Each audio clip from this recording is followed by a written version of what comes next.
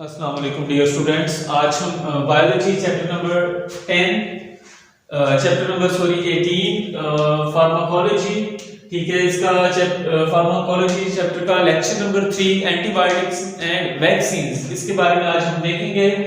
Antibiotics अगर हम देखें तो एंटीबायोटिक्स पहले हम देख लेते हैं। इसमें हम दो तरह से हम एंटीबायोटिक्स को कैटेगराइज करते हैं। नंबर 1 कैटेगरी में बैक्टीरिसाइडल एंड बैक्टीरियोस्टैटिक एंटीबायोटिक्स आती हैं। बैक्टीरिसाइडल एंटीबायोटिक्स वो एंटीबायोटिक्स हैं जो कि cell wall of the bacteria इसके ऊपर एक्ट करती हैं और इस तरह से ये बैक्टीरिया को किल भी कर सकती हैं।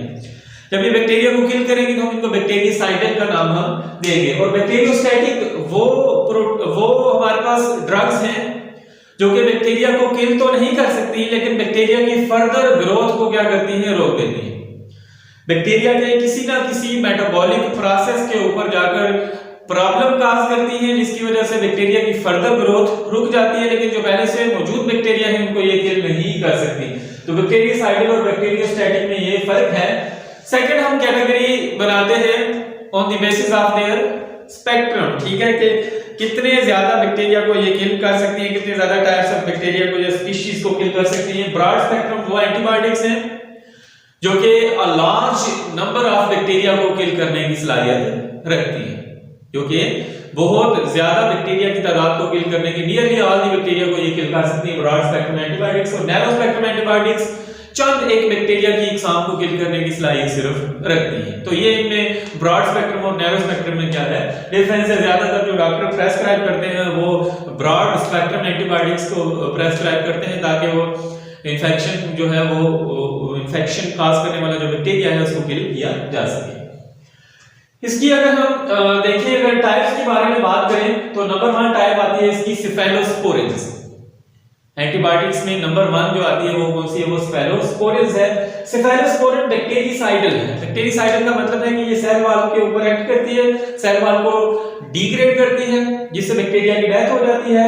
इसको किन डिजीजेस के अगेंस्ट हम इस्तेमाल करते हैं, निमोनिया के अगेंस्ट। निमोनिया में बैक्टीरियल इंफेक्शन होती है, सोर थ्रोट गला खराब होना, टॉन्सिलाइटिस, ठीक है, ये वो डिजीज है, ये इसको टॉन्सिलाइटिस को कहते हैं इन्फ्लेमेशन ऑफ द टॉन्सिल्स। जो टॉन्सिल्स होते हैं हमारे गले के अंदर मौजूद, उनमें इन्फ्लेमेशन जब हो जाती है तो उसको भी हम सेफेलोस्पोरिन से ट्रीट कर सकते हैं। और ब्रोंकाइटिस जो कि हमारे लंग्स के अंदर इंफेक्शन है, ब्रोंकाई के अंदर इंफेक्शन है, उसको भी ट्रीट करने के लिए सेफेलोस्पोरिन हम यूज करते हैं। उसके बाद आ जाते हैं जो सेकंड टाइप ऑफ एंटीबायोटिक्स है, दैट इज टेट्रासाइक्लिन्स।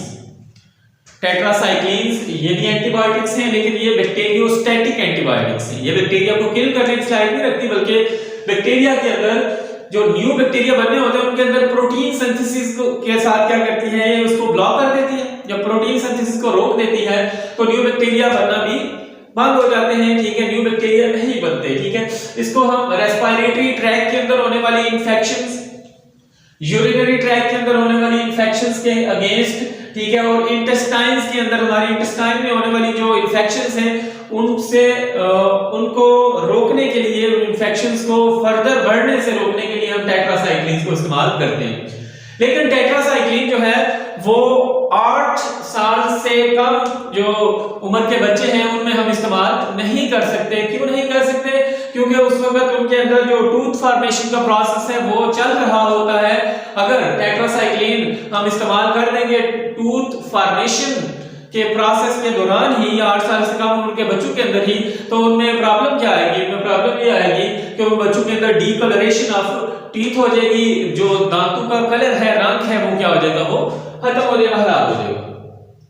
उसके बाद तीसरी टाइप ऑफ ड्रग के बारे में हम देखते हैं, दैट इज सल्फोनामाइड। वो कौन सी है? सल्फोनामाइड। सल्फोनामाइड्स ये सिंथेटिक ड्रग्स हैं।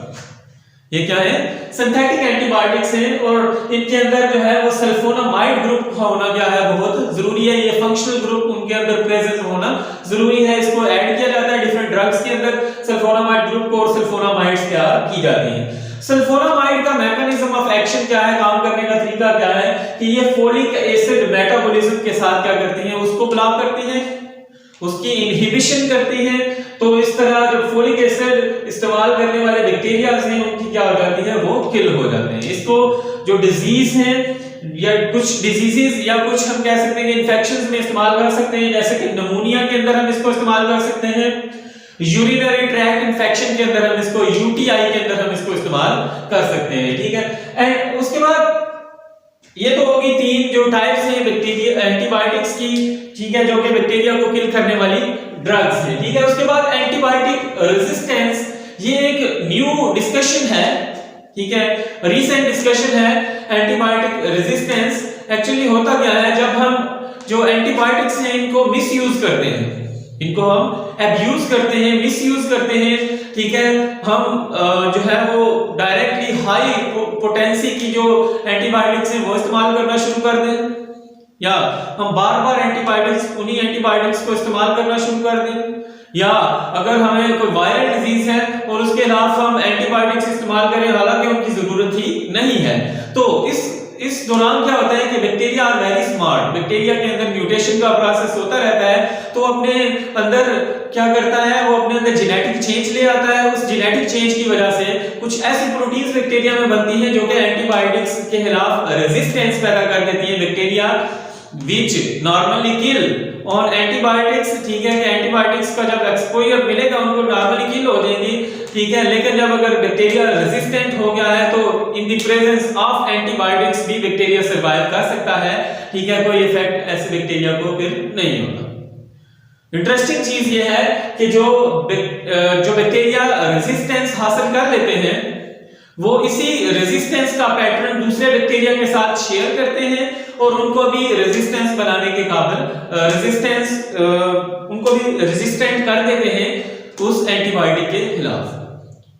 तो फिर आज के दौर में जब बेशुमार बैक्टीरिया ने एंटीबायोटिक रेजिस्टेंस हासिल कर ली है तो हमें सर तोड़ मेहनत करके कोशिश करके नई एंटीबायोटिक्स डिस्कवर करना पड़ रही है, जो कि एक बहुत ही हार्टी प्रोसेस है, ठीक है, उससे गुजरकर एंटीबायोटिक तैयार होती है। उसके अलावा जो है वो हाई पोटेंसी की जो एंटीबायोटिक्स हैं वो हमें यूज करना पड़ रही है, ठीक है।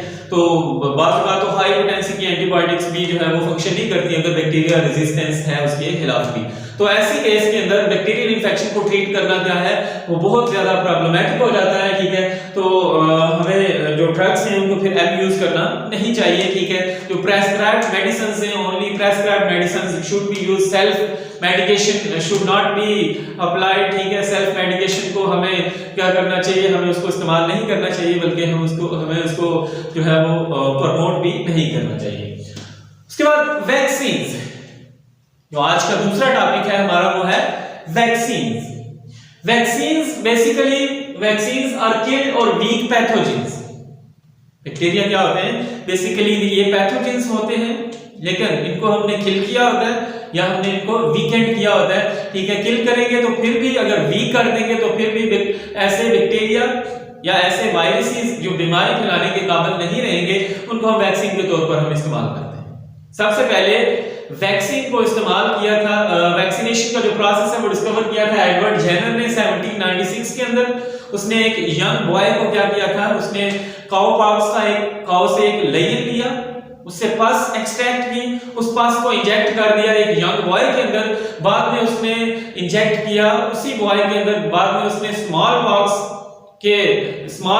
इंजेक्ट किया, स्मॉल पॉक्स के जो मटेरियल था वो इंजेक्ट किया, लेकिन उस बॉय के अंदर क्या था, इम्यूनिटी डेवलप हो चुकी थी काउ पॉक्स के अगेंस्ट, ठीक है। तो इसकी वजह से वो स्मॉल पॉक्स से भी बच गया। तो यहां से जो है वो वैक्सीनेशन का प्रोसेस शुरू हुआ, इस प्रोसेस को वैक्सीनेशन कहा गया और जो मटेरियल एडवर्ड जेनर ने इस्तेमाल किया उसको वैक्सीन कहा गया, ठीक है। तो वैक्सीन हर वो चीज होगी जो कि इम्यूनिटी काज करेगी या जो इम्यून सिस्टम को अपग्रेड करेगी, और जो हम कह सकते हैं कि इस प्रोसेस को वैक्सीनेशन का नाम हम दे सकते हैं, ठीक है।